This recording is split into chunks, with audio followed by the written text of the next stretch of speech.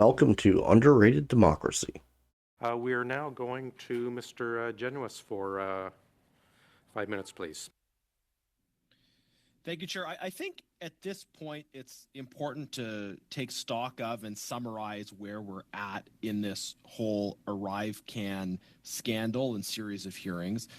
There are a few things that we know as a committee. Number one, we know that $54 million were spent on an app and spent through a two-person company that did no IT work, that was given the contract and subcontracted all of it. And we know that the RCMP are investigating contractors that have a relationship to this project. We know that the procurement system is broken, and government members, Liberal members have testified to this on this committee. They've talked about the unwieldy and complicated nature of our procurement system, how we have had substantial growth in the public service, as well as substantial growth in spending on bureaucracy. So we have a bizarre procurement decision around Arrivecan. We have a procurement system that is broken overall, that's leading to a proliferation of consultants hiring consultants who have never done better than they are doing right now. But we also know that this committee has been repeatedly lied to by various witnesses in response to various kinds of questions. Christian Firth contradicted himself terribly in the course of his own 2-hour testimony. We have a witness today, Mr. Brennan, who has told us that what he put in text messages previously was not true. So either he was stating untruths in text messages, or he is stating untruths to us as a committee. We further have Cameron McDonald and Min Doan, two senior public servants, accusing each other of lying to this committee about who was responsible for the decision to procure Arrivecan. So we have multiple instances of people lying or accusing each other of lying. In some cases, we don't know who it is, but we know one of them is lying. In the case of Mr. McDonald and Mr. Doan. And now we have, just this week, stories coming out about severe professional consequences against public servants who have testified at this committee. We have a story now that Mr. McDonald and Mr. Utano have been incredibly suspended from the public service without pay in the middle of an ongoing investigation. So clearly this procurement decision and procurement overall has significant problems with it. But what I'm most struck by is the cover-up that we are seeing in the context of these hearings. It should be fairly easy for both public servants and consultants to appear before this committee and simply tell us the truth. It is not a stressful proposition to appear before a parliamentary committee if you simply plan to tell the whole truth and nothing but the truth. But when we have people who say, for instance, that a text message they sent was speculative and hypothetical, when it has every indication of stating direct knowledge of what happens inside government, then it raises other questions, just simply of why there is this ongoing multidimensional cover-up from both public servants and from consultants. And it makes me wonder if one of the reasons why people are so reluctant to be forthright and answer direct questions is because of the kind of reprisals that we've seen. When you have senior public servants who are a bit more forthright in the case of Mr. McDonald than others have been, who then see negative professional consequences after they've testified before this committee, it maybe elucidates why there has been a reluctance for people to come forward. But it also raises the question of what's behind all this. What is being covered up? What would we find out if we actually got the frank and honest and clear answers from public servants and consultants that we want? So let me propose, I think, what is more than speculative and hypothetical regarding Mr. Brennan's testimony. I think it's very likely that he does have a contact inside the Deputy Prime Minister's office, that what he said in his text messages was accurate, that he wasn't just making things up in repeated communications with other individuals and in text messages, but that he was telling the truth at those times. And now, for whatever reason, He is embarrassed about, reluctant to acknowledge that he had an intimate knowledge somehow of the workings of the Deputy Prime Minister's office, and so he is running away from the suggestion that he has any kind of contact or relations within government. It just doesn't make sense to me that somebody would say outright falsehoods in text messages and then dismiss those as it was just a text message. It was just a hypothetical scenario.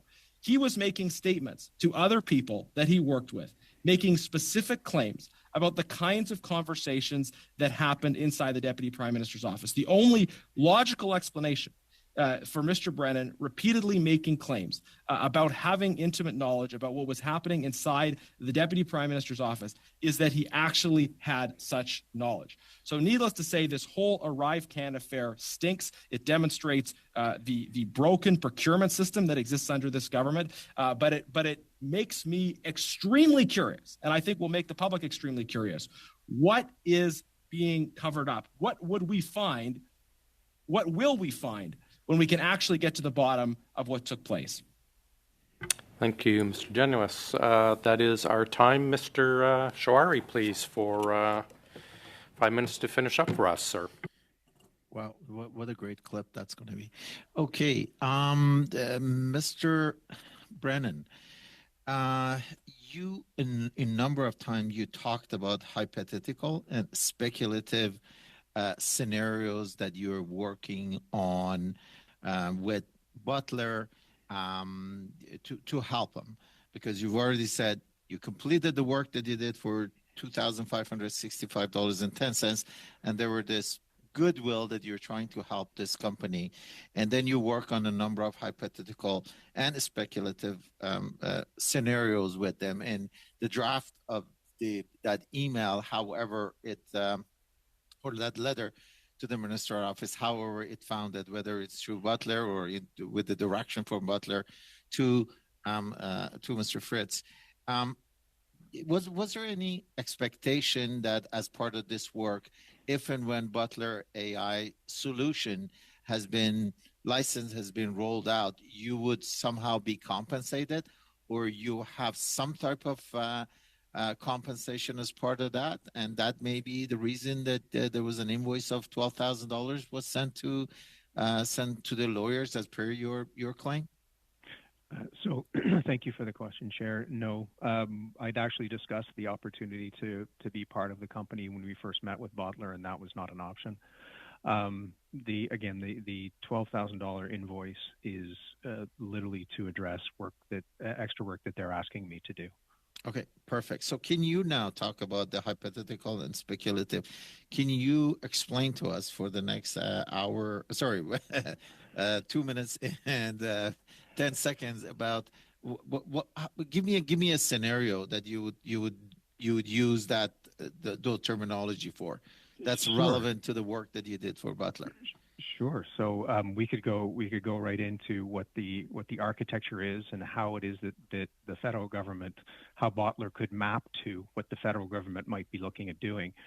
So the federal government is looking at a data strategy and a data artificial intelligence strategy. Butler is an AI company. So what would be the scenarios, if you were, and hypotheticals of what the federal government might standardize on? The same way that federal government has a standard HR application. So how would they look at mapping their data to that HR application? What would be the hypotheticals? What would be the speculatives, if you will? The same way that any of those conversations we had and texts were all hypothetical and or speculative. So it's part of the marketing process. As you learn, you actually, okay, well, that's going to work. No, that's not going to work. Okay, well, this might work, that might work. So you, my apology for interrupting. So you had an understanding of TBS, Treasury Board strategy, specifically around AI, specifically around organizational structure, process reengineering, because those guys are the one who set the guideline. You run into Butler AI, and they said they had an application that you felt, wow, okay, I really want to be part of this. And they said, no, but help us, we pay you. And you said, fine. And then you came back and said, hey, look, if you present the application or if you consider these functionalities within this application is very much aligned with what the government might be looking for. And that's what you are. If my understanding is wrong, just tell me, no, I'm wrong. And I don't have any problem with that. So as it relates to the data, if you amend your solution like this, or if you enhance your solution like this, it's a better fit. If you incorporate this type of processes into your AI process around HR, it will be a better fit for that. And those are the hypothetical and speculative situation that you're talking about. Am I right to understand that? Yes, that's actually part of it, as well as the conversations that we had. That apparently there's hundreds of them taped. A lot of those conversations were, again, speculative and or hypothetical, based on where the government is and where Bottler was and where they would want to go. So basically what you're trying to do, you're trying to help them align their development with where the government was going to go, so they would be successful in being able to launch that application or sell that application. Okay, so what you are talking about, hypothetical and speculative, is very much alignment of the future development, potential future development of a solution to fit the government's need. Correct. Okay, I only got about 7 seconds, which I yield. Thank you. Thank you, Mr. Chouari.